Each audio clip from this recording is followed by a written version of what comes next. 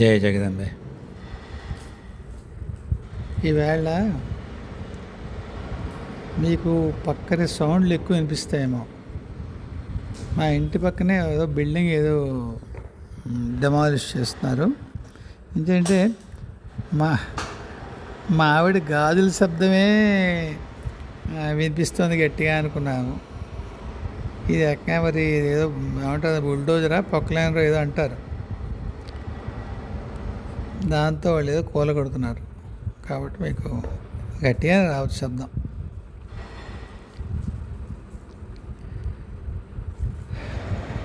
అర్చనా సాయి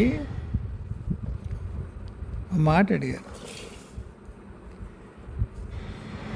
యోగుల వంటి స్థితి కావాలి,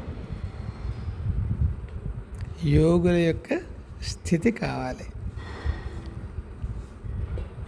తర్వాత మమత్వం ఉండకూడదు. అంటే ఒక వాక్యంలో చెప్పేయచ్చు, యోగుల వంటి స్థితి ఎప్పుడు వస్తుంది? యోగి అయితే వస్తుంది కదా. యోగుల వంటి స్థితి ఎప్పుడు వస్తుంది? యోగి అయితే వస్తుంది. ఇంకో దారి ఏముంది దానికి? యోగిలా ఇంకెవరు ఉండరు, యోగే ఉంటాడు. అంచేత దాంట్లో ఇంక వేరే మార్గం లేదు. యోగి అవ్వడం చాలా శ్రమతో కూడిన పని. అంటే ఒకటి అవతల గట్టికి వెళ్ళిపోయినాడు ఉంటారు మా గురువు లాంటి వాళ్ళు. ఇది వదిలేయడం సులువే కదా అంటే ఒకసారి అంటారు, ఎక్నాలెడ్జ్ చేస్తారు, నిజమే కష్టమే అనుకోండి అంటారు. కానీ ఎక్కువసార్లు ఏమంటారు, అది ఏమంత కష్టం? ఇవి ఏవైతే చెత్త ఉందో, అంటే చెత్త అంటే మీరు చెత్తగా తీసుకోకూడదు, పైకి వెళ్ళదలుచుకుంటే చెత్త. పరమాత్మ నుంచి విడివిడి కిందకి అనుభవాల కోసం వచ్చినప్పుడు అది చెత్త ఎందుకు అవుతుంది కదా. ఏ అనుభవం కావాలనుకుని మనం దిగామో కిందకి, అప్పుడు అది చెత్త కాదు, మంచిదే. మనం వెనక్కి వెళ్ళాలనుకున్నప్పుడు అది బరువు అయిపోతుంది కనుక అప్పుడు చెత్త అనుకుంటాం, లేకపోతే వదలలేం కనుక. ఈ గురువులు ఏమంటారు, మనకి సులువుగా అనిపించడం కోసం అది చెత్త సులువుగానే వదిలేచ్చు కదా. అంత అద్భుతమైనటువంటి స్థితి కోసం ఈ దుఃఖభరితమైన ఈ సంసారాన్ని వదులుకోలేరా అంటారు. నిజంగా దీన్ని దుఃఖభరితమైన సంసారం అని మీరు గుర్తించిన తర్వాత దీన్ని వదులుకోవడం ఎంత కష్టమో తెలుస్తుంది. చిన్నప్పుడు ఒక రెసిడెన్షియల్ స్కూల్లో చదువుకునేవాళ్ళం మేము. అక్కడ మాస్టర్లు ఫస్ట్ క్లాస్ రాక చస్తుందట్రా అనేవారు. ఎలా? మీరందరూ కోస్టల్ ఏరియా నుంచి ఒక ఎంట్రన్స్ ఎగ్జామ్ రాసి తెచ్చిన క్రీమ్, నేను 72 సంగతి చెప్తున్నాను, 7th క్లాస్ పరీక్షల మార్కులను బట్టి మమ్మల్ని ఏదో సెలెక్ట్ చేశారు, ఎక్కడో రెసిడెన్షియల్ స్కూల్లో పెట్టారు. అప్పుడు మాస్టర్లు అనేవారు 10th నాలాంటి వాళ్ళు ఎవరన్నా బెంగెట్టుకుని బాబోయి చదువు రావట్లేదు ఇంటికి వెళ్ళిపోదాం అనిపిస్తే, ఫస్ట్ క్లాస్ ఎలాగా వస్తుందిరా, రాకుండా ఎలా ఉంటుంది? ఒరే ఒక్కొక్క దాంట్లో ఒక్కొక్క పేపర్లో 60 మార్కులు వదులుకుంటూ వెళ్తే కానీ ఫస్ట్ క్లాస్ పోదరా. ఎంత కష్టం చూడండి. మీలో మీ 100 మందిలో ఎవరన్నా అలా ఒక్కొక్క పేపర్కి 60 మార్కులు వదలగలరా? వదలలేరు కదా, మీరు ఎవ్వరూ వదలలేరు. అంచేత మీకు ఫస్ట్ క్లాస్ వచ్చి తీరుతుందిరా. ఎంత పరమాద్భుతమైనటువంటి వివరణ, ప్రోత్సాహం, ప్రేరణ, మీరు దాని పేరేమైనా పెట్టండి. మాకు అనిపించేది, అదే నిజమే కదా మాస్టర్ చెప్పేది, ఒక్కో పేపర్లో 60 మార్కులు వదలాలి, ఫస్ట్ క్లాస్ రాకుండా ఉండాలంటే ఎలా? సాధ్యమే కాదు.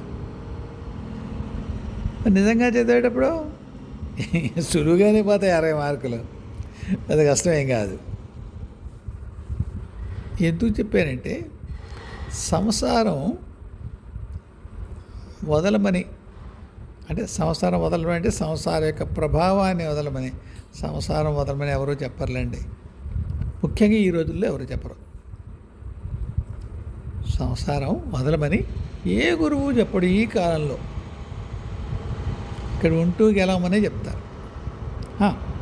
ఉంటూ గెలవడం అంత సులువేం కాదు, అది వేరే విషయం. సంసారంలో ఎన్ని కష్టాలు ఉన్నాయో చెప్తూ అవతల పక్క ఎంత సుఖం ఆనందం ఉందో, సంసారానికి అవతల గట్టుని ఎంత సుఖం ఉందో చెప్తూ, ఎలారా ఈ సంసారంలో ఉంటారు నాయన అవతలంతా బాగుంటే అంటారు. సరేనండి అయితే సంసారం వదిలేస్తాను అంటే సంసారం దాటేస్తాను అన్నారు అనుకోండి, అప్పుడు మిమ్మల్ని ప్రక్షాళన మొదలు పెడతారు. సరే, అంచేత యోగులు అవ్వడం అనేటువంటి, యోగిలా ఉండడం ఏముండదు అర్చన గారు, యోగి అవ్వడమే ఉంటుంది. యోగి అంటే మీ రెండో ప్రశ్న తర్వాత వస్తాను నేను, ఆ మమత్వం గురించి. యోగి అంటే ఏమిటి? కలిసి ఉండేవాడు, అంతే కదా. యోగం అంటే కలవడం, యోగి కలిసి ఉండేవాడు. దేంతో కలిసి ఉండేవాడు? ఏ ఉన్నత చైతన్యంలోంచి అతను తెంపుకొని కిందకు వచ్చాడో, అంతేగా, పరమ చైతన్యంలోంచి కిందకు వచ్చాడు, ఒక్కొక్క మెట్టు దిగుతూ వచ్చాడు. వచ్చి రాయి దగ్గర నుంచి మొదలుపెట్టి మనిషి వరకు మధ్యలో మొక్కలు, జంతువులు, ఎన్నెన్ని జీవ ప్రపంచాలు దాటుకుంటూ అనేక వేల జన్మలు గడిచి మానవ స్థితికి వస్తాడు కదా. అంటే ఏమిటి? ఆ మహా చైతన్యం లేదా ఉన్నత చైతన్యం, ఏదో దాని పేరు పెట్టండి, పరమ చైతన్యం, దాని నుంచి విడిపడి ఉన్నాడు ఇన్నేళ్ళు. యోగి అనగానే ఏమయ్యాడు? కలిసాడు, అంతే, ఇంక వేరే కథ ఏం లేదు. దేంతో ఆయన డిస్కనెక్ట్ అయ్యి వచ్చాడో కిందకి, ఆ అనుభవాలు, సంసారం తాలూకు అనుభవాలు పొందాడు. దాని సారం జీవాత్మకో ఆత్మకో ఎక్కడ దఖలపరచాలో దఖలపరిచాడు, అయిపోయింది మంగళం, ఇంకా చాలు ఇంకా. కాబట్టి వెనక్కి వెళ్ళాలంటే మళ్ళీ కనెక్ట్ అవ్వాలి, అంతేగా. ఆ కనెక్షనే యోగం అంటే కలవడం. చెప్పాక దేనితో కలవడం? పరమ చైతన్యంతో కలవడం. పరమ చైతన్యంలో కలిసిన వాడు యోగి. అది ఇంకొకటి ఎలా అవుతాడు? అలా ఇంకెవ్వరూ ఉండలేరు. యోగిలాగా ఒక్క యోగే ఉండగలడు. ఇక్కడికి వచ్చేసరికి ఒక మౌలికమైన ప్రశ్న వస్తుంది. భగవద్గీతలో యోగి భవ అర్జున ఏదో అంటారు కదా, ఆయన నువ్వు యోగివి కారానైనా చెప్తాడు స్వామి అర్జునుడికి. దానికి 18 చాప్టర్లు, రకరకాల లక్షణాలు, యోగుల లక్షణాలు, భక్తుల లక్షణాలు, ఫలానా వాడిని పండితులు అంటారు, ఫలానా వాడిని విద్వాంసులు అంటారు, ఇలా చెప్పుకుంటూ వస్తాడు స్వామి. ఆయన యోగి అంటారు. ఇప్పుడు నేను చెప్పబోయే మాట సాధారణంగా వేదికల మేంచి కానీ, అంతే, వేదికల మేంచి కొంత జనాన్ని, అంటే జిజ్ఞాసులైనటువంటి జనాల్ని ఉద్దేశించి గురువులు, ఉపాధ్యాయులు, ప్రవచనకర్తలు, ఇలా వీళ్ళు చెప్పేటువంటి మాటకి కొద్దిగా భిన్నంగా ఉంటుందేమో నేను చెప్పబోయేది.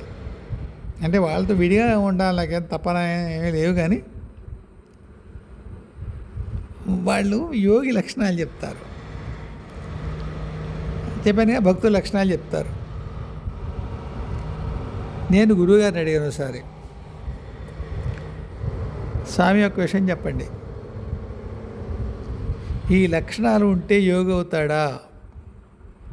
యోగికి ఆ లక్షణాలు ఉంటాయా?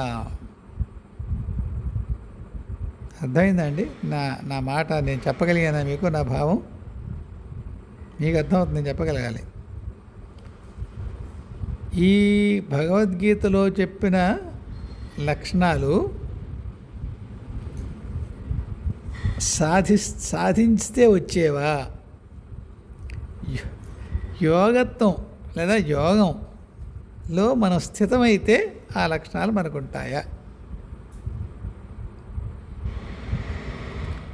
అంటే నాకు అనిపించింది వెంటనే ఒక్క క్షణం ఆయన సమాధానం చెప్పలేదు నాకు మా గురువుగారు.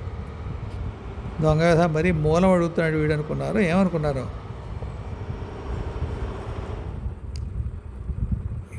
ఇప్పుడు ఎందుకు అన్నట్టుగా ఏదో ఒక సంజ్ఞ చేశారు, ఒక సౌండ్. కానీ చెప్పండి, నాకు చాలా సందేహం ఉంది. ఇందులో లక్షణాలు ఎలా అలవరుచుకోవాలి? అందరూ అదే అనుకుంటాం కదా, భగవద్గీత చదువుతున్న ప్రతి వాడు అనుకుంటాడు ఈ లక్షణాలు మనకి ఎలా వస్తాయి అని. ఆ లక్షణాలు యోగికి ఉంటాయా, భక్తుడికి ఉంటాయా, పండితుడికి ఉంటాయా? ఆ లక్షణాలు సాధిస్తే యోగి అవుతామా, భక్తుడు అవుతామా? అప్పుడు కొంత దనుక ఆగి ఆయన చెప్పారు, యోగికి ఆ లక్షణాలు ఉంటాయి, ఆ లక్షణాలు సాధించిన వాడు యోగి కాడు. అయిపోయింది మంగళం. ఎప్పుడు ఒకటే రహస్యం గుర్తుపెట్టుకోండి, ఎవరు ఏ సాధన చేసినా మన సాధన చెయ్యడం వరకే, ఆ సాధన వల్ల ఏమీ జరగదు. కోపం తెచ్చుకోకండి. ఈ మొహం తాగలయ్యా, ఏదో చెప్తున్నావు కదా అని వింటుంటే నీ ఇష్టం చెప్తున్నావు అబ్బాయి అనుకోకండి. సాధన మన సంసిద్ధతని మాత్రమే తెలియచేస్తుంది. ఆ యోగ పదాన్ని అందుకుందుకు మనం ఎంత సిద్ధంగా ఉన్నాము అన్న పరిచయం పరమాత్మకో, పరమచైతన్యానికో, గురుమండలకో, అమ్మకో, అయ్యకో, ఎవరు ఇవ్వగల సమర్థులో వాళ్ళకి ఇస్తుందంతే మన సాధన. మీరు యూనిఫామ్ వేసేసుకున్నారు, షూ వేసుకున్నారు, స్కూల్ పుస్తకాలు చదివేసుకున్నారు, హోంవర్క్, మంచినీళ్ళ బాటలు, అమ్మిచ్చిన డబ్బా అన్నీ వచ్చుకున్నారు. బస్సు రావడం మీ చేతిలో ఉందండి, కాన్వెంట్ బస్సు. వాడికి ఆ డ్రైవరు ఎక్కాలి, మందు కొట్టకుండా రావాలి, వాడు ఎక్కి కూర్చోవాలి, మీ వీధికి రావాలి, మిమ్మల్ని పిక్ చేసుకోవాలి. మీరేమైనా చేసింది ఉందా అందులో? ఒక్క బట్టలేసి కూర్చోవడం తప్పిస్తే ఇంకొకటి లేదు మీరు చేసింది. నొచ్చుకోకండి, సాధన అలా తేల్చేసేయటని. ఆ బట్టలు వేసుకోవడానికి ఎంత కావాలి? హాయిగా పడుకోవాల్సిన సమయంలో లేచి దిగి పళ్ళు తోముకుని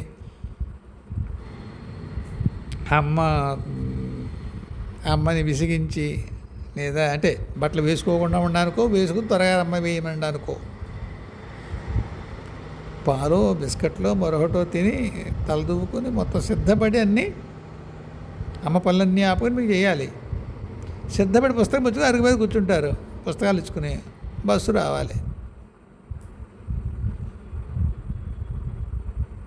మంత్రాలు, తంత్రాలు, పూజలు, హోమాలు, పారాయణలు, ప్రదక్షిణలు, తీర్థయాత్రలు, ప్రవచనాలు, ఇంత గోలయ్యి మనం రెడీగా ఉంటాం అంతే. రెడీ టు బి కనెక్టెడ్ అంతే. దీనివల్ల దేనివల్ల రాదు, అటు నుంచి రావాల్సింది, ఏ నాడు అటు నుంచి రావాల్సిందే. రాదు ఇటు నుంచి. మీరు దొల్లని మీరు ఏం చేయలేరు.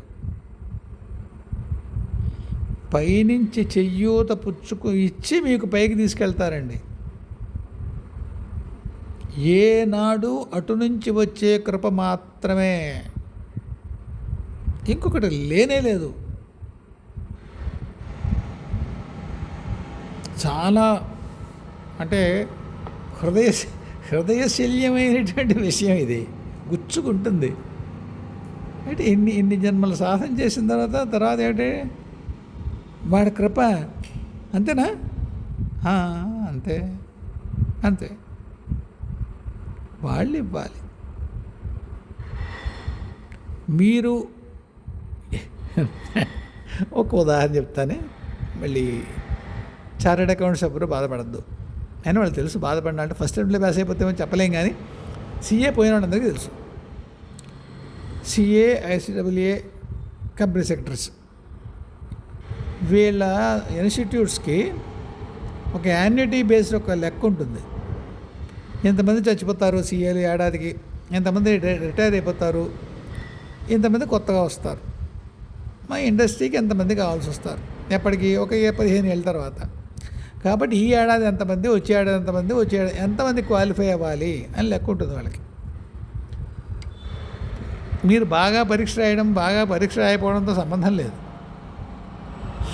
వాళ్ళకి అవసరం అనుకోండి, ఫ్లడ్ గేట్స్ ఎత్తేస్తారు. మీరు అంటే జనరల్గా సీఏ చదివే వాళ్ళు అందరూ కష్టపడి చదువుతారు, సిఏ అయినా ఎస్డబ్ల్యూ అయినా కష్టపడి చదువుతారు, కాబట్టి సబ్జెక్ట్ ఉన్న వాళ్ళే ఉంటారు. కాబట్టి వాళ్ళని పిక్ చేసుకోవడం వాళ్ళకి పెద్ద కష్టం కాదు. ఎంతమంది కావాలో లెక్కెట్టుకుంటారు, పాస్ చేస్తారు. ఆ పాస్ అయ్యే పర్సంటేజ్లో మీరు ఉండడమే అదృష్టం. మీకు అదేదో 10వ ఏంట శుక్రుడు ఉన్నాడో, ఇంకక్కడ గురువు అక్కడెక్కడో ఉన్నాడో, రాహు ఎక్కడో 3లో ఉన్నాడో, 30లో ఉన్నాడో, ఈ గుణింతాలు మీకు ఎందుకు పనికి వస్తాయంటే, మీరు ఆ ఏడాది సిఏ లేదా ఐసిడబ్ల్యూఏ వాళ్ళకి పాస్ అవ్వాల్సిన నెంబర్లో మీ పేరు రావడం. వేరే నెంబర్ అయ్యి కానీ ఒకప్పుడు ఏదో ఒక అడ్వర్టైజ్మెంట్ వచ్చేది, అలా మీ నెంబర్ రావడానికి మీ యోగం ఉంటే అదేంటి అలా చెప్పావు. అవునండి, నా సిఏ, నా ఐసిడబ్ల్యూఏ నాకు పాస్ అయినప్పుడు ప్రతి గ్రూప్కి లెటర్స్తే 200 రావాలనుకోండి మినిమం. అంతే, అదో 200, ఇదో 200 వేసి 400 వేసి పాస్ చేశాను అన్న. ఏంటి రౌండ్ ఫిగరు 200 ఉంటుంది, అలా ఉంది. ఇది కూడా అంతే. ఎంతమంది కావాలో లెక్క ఏదో ఉంటుందేమో వాళ్ళకి. ఇప్పుడు ఒక ప్రణాళిక ఉంది, దైవీ ప్రణాళిక ఉంది. అలాంటి లక్షణాలు ఉన్నటువంటి వాళ్ళు యోగులు కావాలి. వాళ్ళకి పని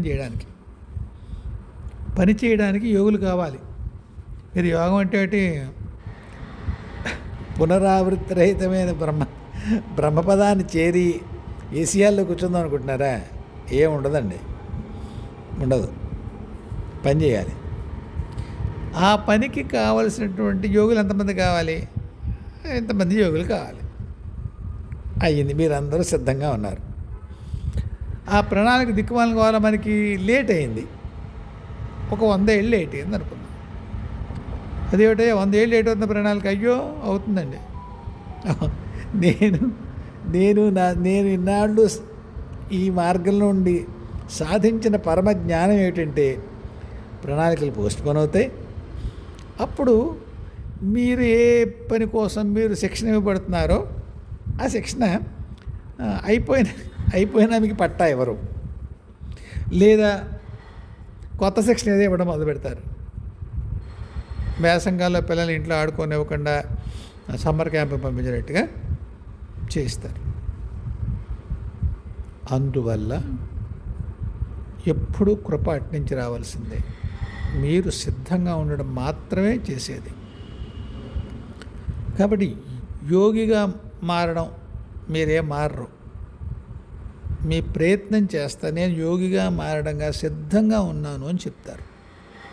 మీ మానసిక స్థితి మీ చేతల ద్వారా. మమకారాన్ని ఎలా వదులుకోవాలి? యోగి అయితే మమకారమే ఉండదు. యోగి అయితే ఏ మమకారము ఉండదు.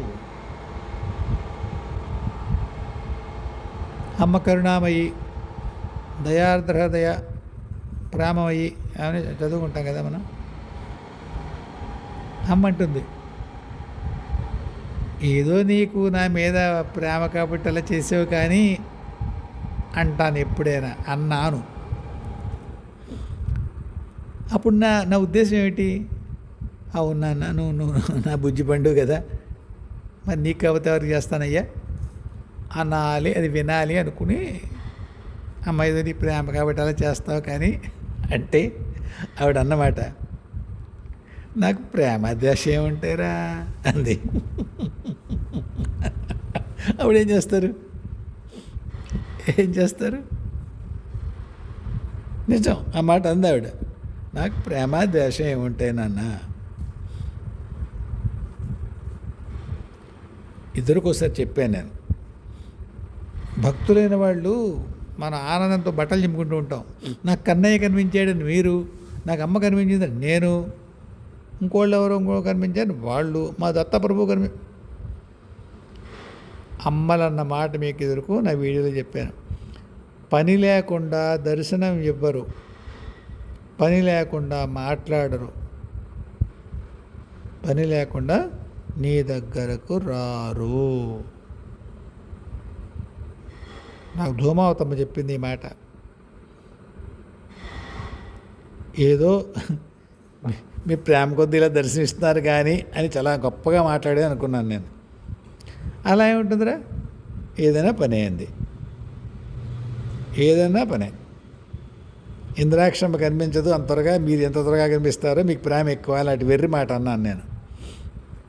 ఇంద్రాక్షకి ఇప్పుడు నీతో పని లేదు, నాకు నీతో పని ఉంది, కనిపించాను. చాలా మ్యాటర్ ఆఫ్ ఫ్యాక్ట్లీ టోన్లో చెప్పిందమ్మ. కాబట్టి వాళ్ళకేమి ఉండవు, నిర్మములు వాళ్ళు. వాళ్ళు అంటే అమ్మవారు, అయ్యవారు, గురువు, ఎవరన్నా మీ పేరు ఏం పెట్టుకోండి దానికి. మమత్వం మమకారం లేకుండా ఉండాలి. నాకు ప్రయత్నం చేస్తున్నాను. చేయండి అమ్మా, చేయండి, ప్రయత్నమే చేయండి. అంటే జరిగేది ప్రయత్నమే. మన ద్వారా ఎంత ఏముంటుందని నిజాయితీతో చెయ్యొచ్చో చేయండి. కానీ పరీక్షలు తట్టుకోవాలి. అంటే మమకారం వదిలిపోవడం అంత మజాకాయం కాదు. ముఖ్యంగా మీకు కృష్ణుడు అంటే ఎంత వెర్రమ్మా, మా కన్నయ్య, మా కృష్ణయ్య అంటూనే ఉంటారు కదా. కోపడుతుంది అనుకుంటున్నారేంటి? నాకు అధికారం లేదు, నేను వెటకారం ఆడట్లేదు అంటున్నాను. మీ వెర్రి ఉంది కదా కృష్ణుడు అంటే. నాకు అమ్మవారంటే ఉంది వెర్రి, మీ కృష్ణుడు అంటే వెర్రి ఉంది. మీరు ఆ వెర్రిని ఎంజాయ్ చేస్తారు కదా. నాకు కృష్ణుడు అంటే ఎంత ఇష్టం, మా కన్నయ్య అంటే చాలు నాకు అనుకుంటూ ఉంటారు. ఏం చాలు, ఏమీ చాలు. మీకు ఇక్కడ గోల వదిలిపోవాలంటే మీరు మీ కన్నయ్య అవ్వాలి. కన్నయ్య వేరు, మీరు వేరు ఉన్నంతకాలం మీ గోల ఉంటుందమ్మా అర్చన గారు. ఆ గోల ఉండనే ఉంటుంది, ఏమీ చేయలేరు.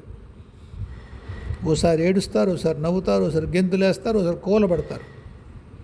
మీరు మీ కన్నయ్య విడిగా ఉన్నంతకాలం ఈ గోల తప్పదు. కానీ ద్వంద్వంలో ఉన్న సుఖం ద్వంద్వంలో ఉంటుంది. వచ్చి మీతో ఆడుతున్నాడు అనుకోండి, కనిపించి దోబూచులు ఆడుతున్నాడు, ఒళ్ళు తెలుస్తుందా అమ్మ? కానీ ఈ దోబూచులు దొంగాట్లు ఇవేమీ కాకుండా ఉండేటువంటి ఒక స్థితి ఉందే, దాన్ని ఒక్కసారి అనుభవంలో వచ్చినా మళ్ళీ దోబూచుల్లోకి రారు. ఆ స్థితి అడగాలి, దానికి సిద్ధపడాలి. మమకారం వదులుకున్నాను లేదా వదిలేందుకు సిద్ధంగా ఉన్నాను అని మీరంటే తర్వాత మీ కృష్ణయ్యే ఇస్తాడు మీకు శిక్షణ. ఎవరి దగ్గరికి వెళ్ళక్కర్లేదు. మీ కృష్ణయ్య చాలు సరదా తీర్చడానికి. అలా ఉంటాడనా? అంత నిర్మమైనటువంటి ఇంక రూపం ఇంకొకటి లేదు. అంత నిర్మమం అస్సలు. నమో నారాయణ. అటువంటి కృష్ణుడు ఉన్నాడుగా మీకు. పట్టుకుని తండ్రి నీతో సహా దేని యందు మమకారం లేకుండా చేయని కోరండి. దమ్ము ఉంటే అలా కోరండి. మీకు నిజంగా మమత్వం వద్దనుకో అమ్మా, కృష్ణయ్యతో చెప్పండి, నీతో సహా దేని యందు మమకారం ఉంది కృష్ణ అని చెప్పండి. తీసిస్తాడమ్మా, ఆయన సమర్థుడే. మీరు తట్టుకోగలరో లేదో చూసుకోండి. కాబట్టి దైవంతో ఒక మన కోరిక కోరేటప్పుడు నాకు మమత్వం వద్దు కృష్ణ, యోగంలో యోగిలా ఉండాలని కృష్ణ, మంచి మంచి మాటలవి. కానీ దానికి సంసిద్ధత కోసం చేసే ప్రయత్నం చాలా వ్యయప్రయాసలతో కూడి ఉంటుంది. ఏం వ్యయం? ఎదురు చెప్పానమ్మా, నేను దాన్ని మళ్ళీ పునరుక్తి చేయను. ఎందుకంటే చాలా చేదుగా ఉంటుంది ఆ వ్యయం. ఏవేవి మనం వదులుకోవాలో, ఏవేవి మనం విలువైనవి అనుకుంటామమ్మా, మన గుణగణాలతో సహా ఏవేవి మనం విలువైనవి అనుకుంటామో అవన్నీ ఖర్చు పెడితేనే యోగంలో మనం స్థితమవుతాం. దాన్ని సిద్ధపడి ఉండండి. ఎందుకంటే యోగంలో ఏం లేదు, ఏమీ లేకపోవడం యోగం. మీ గుణం లేదు, నిర్గుణం లేదు, అవగుణం లేదు, ఒట్టి నిర్గుణ స్థితి. అప్పుడు మీరు గుణాలనుకుని కూడా వదలాలిగా. సిద్ధపడండి. ఏమ్మా జాగ్రత్తగా ఇంతవరకు ఇప్పుడు నేను ఎన్ని నిమిషాలు మాట్లాడానో మరొక్కసారి మీరు వినండి అమ్మా. ఎందుకంటే నేను మాట్లాడుకుంటూ పోయాను. దిగడం సులువు కాదు, నాకింకా దిగలేదు. నాకల్లా సమాచారంగా ఉంది. ఇది మీకు చెప్పింది నేను మీతో పంచుకున్నది సమాచారం, అది నా ఎరుక కాదు. ఎరుకైన రోజులు ఇలా అవకాశంగా మాట్లాడతాను అనుకోను నేను, నా పనులు నాకుంటాయి. ఏం తల్లి, అది విషయం. ఇకపోతే ఆర్ఎన్ కుమార్ గారు అడిగారు, ఇలా మా అమ్మకి మగపిల్లలు లేరు, ఎలా? కుమార్ గారు ఒక విషయం అండి, ఇక్కడ శాస్త్రం ఏ ప్రమాణం చెప్తుందో నాకు తెలియదు. మొట్టమొదటి డిస్క్లైమర్ ఇప్పుడు ఇస్తాను. ఇప్పుడు ఈ మాట కూడా చాలా చాలా very very very sensitive topic ఇది.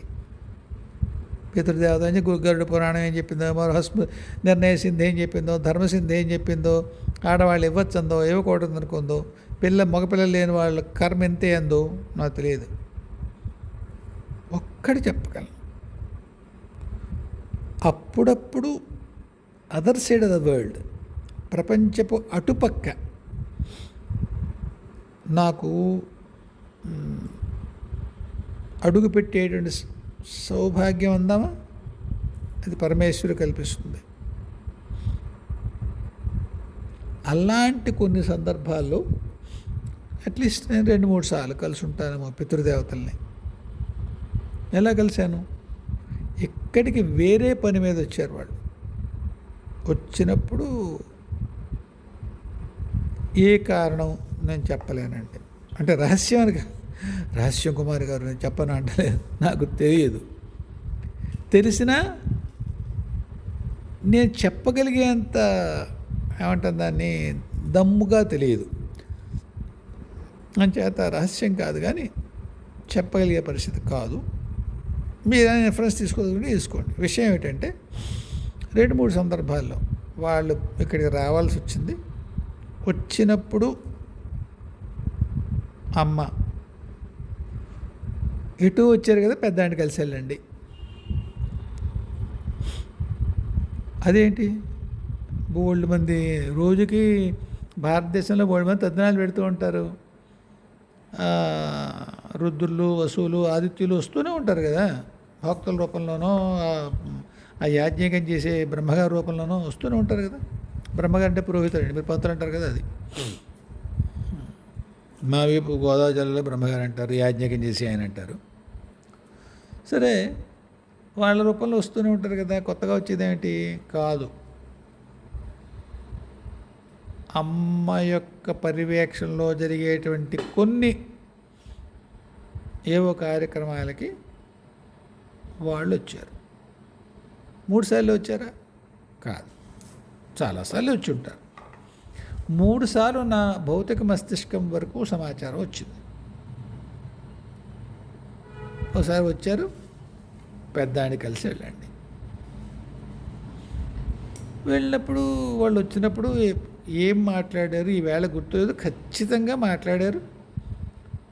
కొన్ని విషయాల్లో అమ్మ మిమ్మల్ని ఈ విషయం అడగమంది, మీరేమంటారో కనుక్కోమంది అన్న సందర్భం కూడా ఉంది. మరీ ఒళ్ళు పొగరుగా ఉంది వాక్యం అని మీకు అనిపిస్తే వదిలేసేయండి. జరిగింది అయితే అదే. ఫలానా విషయంలో మీరేమంటారో అమ్మ కనుక్కోమంది అంటే, నేను అలాంటప్పుడు అమ్మతో అన్న కొంత భౌతికత దాంతో నాకు ఇంకా స్పృహ ఉంటుంది కనుక అక్కడ నేనేమిటో కొంత తెలిసిన, భౌతికంగా నేనేమిటో కొంత ఇక్కడ తెలిసిన కారణం చేత కనెక్టివిటీ ఉంది కదా ఆ 3 సందర్భాల్లో. అప్పుడు సందేహం వస్తుంది, అదేంటి అమ్మ నన్ను చెప్పమంటోంది అని. అమ్మ ఈ విషయం నేను చెప్పడం ఏంటే అంటే ఆవిడ నవ్వి, ఒరే నేను నిన్ను కలవమన్నాను అంటే పెద్దాడు ఏమంటాడో కనుక్కోండి అంటే నువ్వేదో అనాలనేనా? అప్పుడు ఎవరంటారా? నేనే అంటాను. దానికేదో ప్రోటోకాల్ ఉంది నాన్న, నువ్వు అనాలి. అప్పుడైనా నేనేగా అనేది. అవునే, వెలగలేదు నాకు. అంతే చెప్పు, అప్పుడు నేనే చెప్పే నీకు తెలుస్తుంది. నిజంగా అప్పుడు నేను పితృదేవతలతో మాట్లాడిన మాటలు అవి నా తమ్ముడు ఎరుగున్నవి కాదు. భౌతికంగా ఇలా చేయొచ్చు నాయన, ఇలా చేయండి అన్నవి. అలాగే ఒకసారి కర్మదేవతలతోటి ఇలాంటిదే అనుభవం అయింది. పెద్దాడు ఏమంటాడో కనుక్కోండి అని. కర్మదేవతలు పెద్దాడు ఏమంటాడు? ఆసరికే కర్మదేవతలు ఏముంటాయో వాళ్ళు చాలా నియమాలు ఏవి ఎవరు ఎలా ఎప్పుడు చేయాలో వాళ్ళకి పూర్తిగా కఠినతరమైన నిబంధనలు ఉంటాయి, నియమాలు ఉంటాయి. వాళ్ళు కేవలం పాటిస్తారు, కానీ ఎటువంటి ఉద్విగ్నతకి గురవ్వకుండా కర్మదేవతలు ఏం చేయాలో చేసుకెళ్ళిపోతారు అంతే. మీరు అరిచి గీ పెట్టండి, సంతోషంతో గుడ్డలు చింపుకోండి, వాళ్ళ సంబంధం లేదు, ఏం చేయాలో చేస్తారు. అటువంటి కర్మదేవతలకి అటువంటి నిబంధనలు నియమాలు ఉండగా పెద్దాడు ఏమంటాడు కనుక్కోండి అంటే, అప్పుడు నేను వాళ్ళకి చెప్పి ఇలా చేయొచ్చయ్యా మీరు అంటే వాళ్ళు నవ్వారు. ఇలా చెప్తారనే అమ్మ మీద పంపించిందేమో అని నేను అనుకున్నా. ఒరేనయ్యా ఇది కూడా అమ్మే చెప్పిందిరా నాయన. కాబట్టి మీకు ఆ శాస్త్రము ఏం చెప్పిందో, ఈ ధర్మ గ్రంథాలు నిర్ణయ గ్రంథాలు ఏం చెప్పాయో అది ఒక్క క్షణం పక్కన పెట్టి వీడెవడో పరిచయం ఉన్నవాడే కదా అంతర్లోకాలతోటి, వాడు చెప్తే అవుతుందేమోలే అనే ధైర్యం మీకు ఉంటే మీరు పిండ ప్రదానం చేయండి. అది వాళ్ళు అందుకుంటారమ్మా. ఇలాంటి 2-3 సందర్భాలు నాకు ఆడవాళ్ళు కొడుకులు లేని కారణం చేత వాళ్ళు బాధపడుతుంటే వాళ్ళ కూతుళ్ళనే చేత ఇప్పించింది నా ద్వారా అమ్మ. నాకు వాళ్ళు చెప్పింది, ఒరే పెద్ద వాళ్ళకి ఏం చెప్పాలో చెప్పరా అని. ఆడపిల్లలు వచ్చినప్పుడు అమ్మ ఇలా చేసేయండి అని. వాళ్ళ పితరుల యొక్క ఆత్మలు, పితృదేవతలు కాదండి, కంగారు పడకండి, పితరులు ఎవరైతే ఇక్కడి నుంచి వెళ్ళి అసంతృప్తితో ఉన్నారో దేహాన్ని వదిలిపెట్టిన తర్వాత, వాళ్ళు ఆ అశాంతమైనటువంటి స్థితిలోంచి బయటికి వెళ్ళి మళ్ళీ జన్మలోకి వెళ్ళిపోయిన విషయాలు నాకు తెలుసు. అంచేత నమ్మి చేయగలిగితే పిండ ప్రదానం మీరు చేయండి అని. చేయనివ్వరు కదా, అలా ఏం లేదు, ఈ రోజుల్లో చేయనిస్తారు, నిజంగానే చేయనిస్తారు. లేదు గైకెళ్ళండి, నేను కూడా పిఠాపురం గై దగ్గర కూడా అవుతుంది ఆంధ్రదేశంలో. లేదు అటు వెళ్ళండి, బీహార్ గయో లేకపోతే మరొకటో లేకపోతే కాశీలో ఈవేళ ఆడవాళ్ళ చేత చేయనిస్తారు అంచేత. కాకపోతే ఒకసారి చెప్తారు, ఎవరన్నా మగవాళ్ళు ఉంటే మంచిదమ్మా, మీ వారు ఉన్నారా, మీ అబ్బాయి మనవాడు ఉన్నాడా, ఇలాగో చెప్తారు. లేదండి నేనే ఇద్దాం అనుకుంటున్నాను అని మీరు కనుక దాని మీద నిలబడితే వాళ్ళు మీ చేత చేయించేస్తారు. ధైర్యంగా చెయ్యండి. మీ అమ్మగారికైనా మీ అమ్మమ్మ గారికైనా ఎవరెవరున్నారో ఎవరెవరికి మీరు ఇవ్వాలో అవి వాళ్ళకి అందుతాయి. మీరు నమ్మి చేయండి అంతే. ఏం తల్లి, ఈ నా ఎన్కౌంటర్ విత్ పితృదేవతలు ఎందుకు చెప్పాను అంటే నమ్మిక కలగడం కోసం చెప్పాను. అమ్మ ఇలా జరిగింది సుమా, ఇలా జరిగింది, అందువల్ల పర్వాలేదు అండం కోసం చెప్పాను. నా మాట వాళ్ళు గౌరవిస్తారు తల్లి అని చెప్పడం అంతే, ఇంక వేరే ఏమీ లేదు. ఇంకా ఎవరున్నారు? విష్ణువర్ధన్, దేవతలు అరుణాచలేశ్వరుడు ఆధ్యాత్మిక గురువులా చేస్తాడా? ఆధ్యాత్మిక గురువు అంటే మీరు నేను చెప్పిన ఒక రాక్షసుడి కింద ఏం తీసుకోకండి. నేను ఎందుకు చెప్తానంటే ఆధ్యాత్మిక గురించి అంత కఠినంగా వాళ్ళకి ఇవి ఉండవు. అంతే, వాళ్ళు రాక్షసులు కాదు, వాళ్ళు క్రూరులు కాదు, దైవ స్థితిలో ఉన్నవాళ్ళు. ఒక సర్జన్ ఎలా ఉంటాడో మీ బాధ పట్ల ఇండిఫరెంట్గా, మీరు అరిస్తే గోల పెడితే ఆగడు కదా ఆయన. ఒక ప్రెసిషన్తో చేసుకుపోతాడు, ఒక ప్రోటోకాల్ ఉంటుంది, ఇలా చేయాలి ఆపరేషన్ చేసుకెళ్ళిపోతాడు ఆయన. మీ ఏడుపుకు ఇచ్చేడు కాబట్టి ఏడుపు ఊరుకోవడానికి ఏదో ఒక ప్రశ్న కాసేపు దాన్ని ఇదమయం చేస్తాడేమో. అందువల్ల మీరు మొట్టమొదట చాలా క్రూరంగానే పదం వాడారు. క్రూరం అలా ఉండదు, వద్దు, అసలు ఆ ఇంప్రెషన్ తీసేయండి. ఆధ్యాత్మిక మార్గంలోకి రాకండ్రా, జాగ్రత్తగా ఉండండిరా, కొంప గొడవ ఉన్నవాళ్ళు, పిల్లల సంసారం ఉన్నవాళ్ళు రాకండ్రా అని ఎందుకంటారంటే వదలడానికి మనం చచ్చిపోతాం. సంసారం వదలడానికి మనం చచ్చిపోతాం. మనం నమ్మినటువంటి విలువలు, మంచి చెడు, పుణ్యం, పాపం, ఇవి మనం ఏవైతే పెట్టుకున్నామో వాటికి పైన ఉంటుంది ఈ ఆధ్యాత్మికత. దాన్ని వీటిని వదిలిపెట్టి దాంట్లోకి వెళ్ళడం బహు కష్టం. అందుకని వద్దంటాను. తట్టుకోలేరు నాయన, అనవసరంగా గురువులు తిట్టుకుంటారు నాయన, వద్దురయ్యా అని అందుకు చెప్తాను తప్ప మీరు ఆధ్యాత్మిక మార్గం అయితే క్రూర మార్గం కింద అలా అనుకోకండి. క్రూర మార్గం కాదు, అది చివరి మెట్టు దైవంలో మీరు స్థితమైపోవడానికి. మీరు మీ ఉపాస్య దైవం విడివిడిగా ఉండకుండా ఒక్కటే అయిపోయినట్టు మహత్తరమైన స్థితి అది. దాని ఏదో క్రూర మార్గంగా అనుకోకండి. మొట్టమొదటి నేను చెప్పిన దాంట్లో ఇంప్రెషన్ వస్తే ఆయన సారీ వాడట, కాదు అది, అలా కాదు. ఇప్పుడు మీరు అడిగిన ప్రశ్న చెప్తున్నా, ఏమంత క్రౌర్యం కనిపించిందయ్యా విష్ణువర్ధన్ ఆ 14 కిలోమీటర్లు నడవడంలో నీకు? అడిగితే చెప్తాను, చెప్పమ్మా, నిజంగానే వింటాను. ఇంకోసారి పోస్ట్ పెట్టి నాకు. కాకపోతే ఆధ్యాత్మిక గురువుగా దైవం ఉంటాడు. కాకపోతే మీ మార్గం లెంగ్దీగా ఉంటుంది, ప్రయాణం లెంగ్దీగా ఉంటుంది. ఇప్పుడు బాలమ్మో, లలితమ్మో, చెండు, మరోహళ్ళు, గణపతో, దత్తుడు, ఎవరినా కానివ్వండి, శివయ్యో, విష్ణుమూర్తి అయితే మరీను, వాళ్ళు మీకు గురువుగా భౌతికతలోకి రాకుండా మీ జీవితంలో మిమ్మల్ని ప్రక్షాళన చేయడం మొదలుపెట్టారనుకోండి,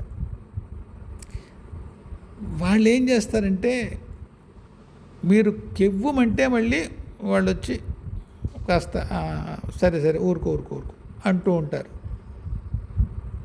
అర్థమైంది? భయంకరమైన అవమానం, తీవ్రమైన దుఃఖం, ఇంకేదో దెబ్బ, దిరుగుండం, బల్లకాడు, వసిరిపురం అన్నీ ఉంటాయి. దేవతలు, ఆధ్యాత్మిక మీ ఉపాస్య దేవతలు, మామూలు దేవతలు కాదు కానీ మీ ఉపాస్య దేవతలు, మహాదేవతలు, వాళ్ళు మీ ఆధ్యాత్మిక గురువులుగా మీ జీవితంలో కనుక ఆ రోలు వాళ్ళు తీసుకుంటే, ఆ పాత్ర తీసుకుంటే మీకు కష్టం వస్తుంది. మళ్ళీ పక్క నుంచి అలా అయిందా విష్ణు నాన్న, ఇలా అయిందిరా నాన్న, అలా ఉంటుందిరా, కాస్త భరించు నాన్న అంటూ ఉంటారు. దానివల్ల మీకు కంఫర్ట్ ఉంటుంది. అమ్మ నన్ను చూసుకుంటుంది, అయ్య నన్ను చూసుకుంటాడు, కృష్ణయ్య నా పక్కన వీలెట్టుకున్నాడు, అవన్నీ ఉంటాయి. కానీ మీ ప్రయాణం ఆలస్యం అవుతుంది. మీ గురువు ఆ గోలంతా పెట్టుకోడు. మీరు కెవ్విపన్నారనుకోండి, చాలా చాలా ఘోరంగా, దరిద్రంగా మీరు అవమానపడి చచ్చేలాగా మీ పిరికి మొహం తాగలయ్యా, మీ వంటి దరిద్రుడైన శిష్యుని ఇంతవరకు నేను చూడలేదు అంటాడు. ఇదే పదం పడుతుంది. నీ అంత పిరికి విధానం నేను చూడలేదు ఆధ్యాత్మిక మార్గంలో అండి. ఇంతమందిని నేను చూశాను ఈ మార్గంలో, నిజంగానే చూసుంటాడు ఆయన. నీ అంత పిరికి విధానం నేను చూడలేదంటాడు. మీరు అవమానంతో చచ్చిపోతారు. కానీ దేవతలతో మీకు కొండొకచో, నేను అనుకుంటున్నాను, పాపం క్షమించుగాక, అమ్మలో అయ్యి నన్ను ఏమనుకున్నాను అందరు కాక, కొన్ని జన్మలు పట్టేది ప్రత్యక్షంగా భౌతికంగా ఉండే ఆధ్యాత్మిక గురువుతో మీరు కనుక వేగగలిగితే ఓ జన్మతో అయిపోతుంది.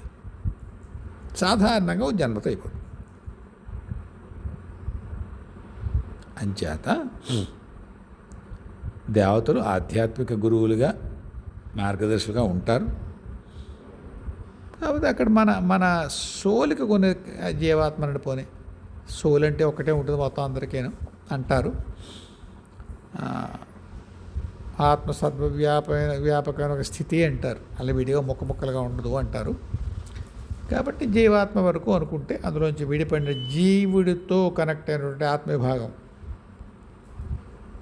అది కనుక మనం అనుకున్నట్టయితే దాని యొక్క కొన్ని వైయక్తిక లక్షణాలు, పర్సనల్ ట్రైట్స్ అంటాం కదా ఇంగ్లీష్లో, వాటిని బట్టి మీ దైవం, మీ ఉపాస్య దైవం వీడు భరించగలడు గురువు యొక్క తాకిడి, లేదు భరించలేడు, అలా మీ మీ టెక్స్చర్ అండ్ టెనార్ని బట్టి వాళ్ళు నిర్ణయించి కొన్ని జన్మల్లో మీకు వాళ్ళ ఆధ్యాత్మిక గురువుగా వ్యవహరించవచ్చు.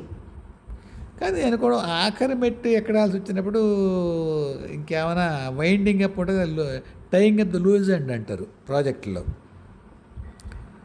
ఆఖరి 1-2 జన్మలు నేను అనుకోవడం అప్పుడు కూడా భౌతిక గురువు దగ్గరికి తీసుకొచ్చేస్తారు. ఎందుకంటే అది ఆ క్రాష్ కోర్స్ నడవాల్సిందే. అక్కడ మెల్లిగా పక్క నుండి బుజ్జి బంగారం అంటే అయ్యే పనులు కాదు అవి.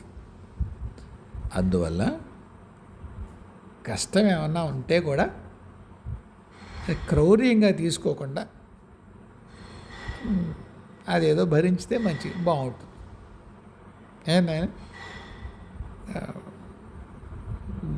అక్కడ క్రౌర్యం ఉండదు.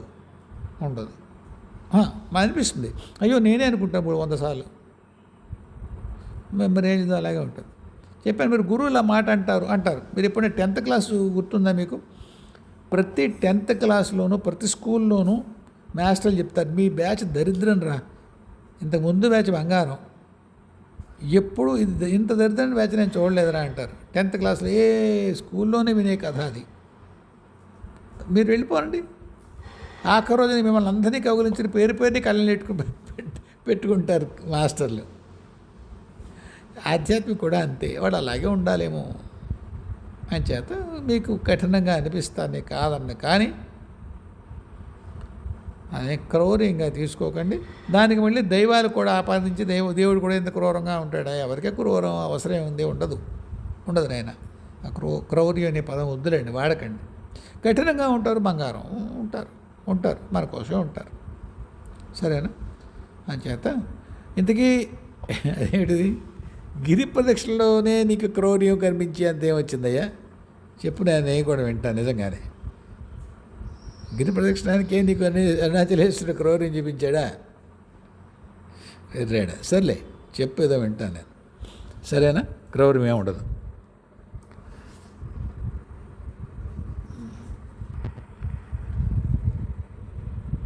పరబ్రహ్మాచారి గారు, మీ ప్రశ్న ఏదో ఉంది కదా, ఉన్నత చైతన్యం అందరికీ, అది రేపు మాట్లాడదామండి. రేపు మాట్లాడదాం. ఇట్ ఇస్ టూ లెంగ్తీ, ఇక్కడికి లాపేద్దాం, రేపు కలుద్దాం. జయ గురుదేవ్, జయ జగదంబే, స్వస్తి.